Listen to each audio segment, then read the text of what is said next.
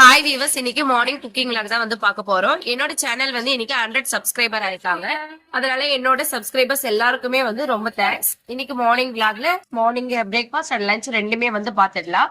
மதியம் லஞ்சுக்கு வந்து கேரட் பீன்ஸ் போட்ட பொரியல் தான் வந்து செஞ்சிருக்கோம். கூட வந்து பாசி பருப்பு போட்டு 2 விசில் போல விட்டு எடுத்துடலாம்.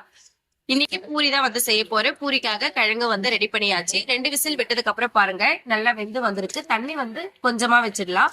கேரட் முட்டை பொரியலுக்காக வந்து கேரட் தேங்காய் துருவல் மட்டும் சேர்த்து விட்டுட்டோம்னா ரொம்ப டேஸ்டியான கேரட் பீன்ஸ் பொரியல் ரெடி ஆயிடும்.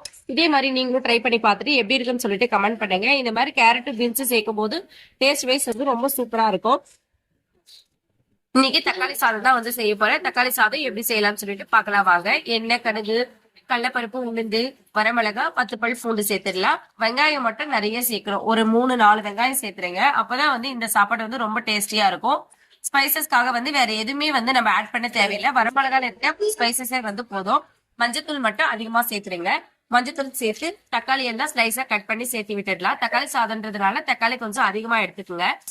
தண்ணி எதுவும் சேர்க்கக்கூடாது. இந்த ஆயிலே வந்து நல்லா வெந்து வரணும். ஒரு மீடியம் ஃபிளேம்ல அடுப்பை வச்சு நல்லா வந்து அப்பப்ப கிளறி விட்டே இருங்க. தக்காளி சாதத்துக்கு ரெடி ஆயிடும். இப்ப சாப்பாடோட நல்லா மிக்ஸ் பண்ணி கலந்து விட்டுருங்க. இந்த மாதிரி தக்காளி சாதம் நீங்களும் ட்ரை பண்ணி பாருங்க. ரொம்ப டேஸ்ட் வைஸ் சூப்பரா வரும். ட்ரை பண்ணி பார்த்து எப்படி இருக்குன்னு சொல்லிட்டு கமெண்ட் பண்ணுங்க. பாப்பா 2 பேருக்கு வந்து எக்ரைஸ் தான் வேணும்னு சொன்னாங்க. அவங்களுக்கும் கூடவே வந்து எக்ரைஸ் வந்து தாளிச்சு விட்டுட்டு கொஞ்சமா சோயா சாஸ் மட்டும் ஆட் பண்ணி விட்டுட்டு கேரட் மட்டும் சேர்த்திருக்கேன். கேரட் முட்டை பொரியலும் வந்து ரெடி ஆயிடுச்சு. மார்னிங் பிரேக்ஃபாஸ்ட்டுக்கு வந்து பூரி தான் வந்து செஞ்சிருக்கு. பூரி வந்து மொத்தமா போட்டு எடுத்துட்டேன். இந்த ஒர்க் எல்லாம் வந்து ஒரு 7 o'clock போலவே வந்து எல்லா ஒர்க்குமே மேக்சிமம் முடிஞ்சிருச்சு. பூரி செய்யும்போது மார்னிங்ல வந்து எக்ஸ்ட்ரா டைம் எடுக்கும். அதனால வந்து நான் எல்லாமே முன்னாடியே கொஞ்சம் ப்ரிப்பேர் பண்ணி விட்டுட்டேன். அதனால ரொம்ப ஈஸியா இன்னைக்கு வந்து ஒர்க் சீக்கிரமா வந்து முடிஞ்சிருச்சு.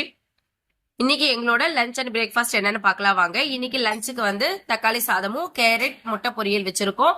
பாசிப்பருப்பு, பீன்ஸ், கேரட் போட்டு ஒரு பொரியல் வச்சிருக்கோம். இந்த பொரியல் கண்டிப்பா ட்ரை பண்ணி பார்த்து எப்படி இருக்குன்னு சொல்லிட்டு சொல்லுங்க.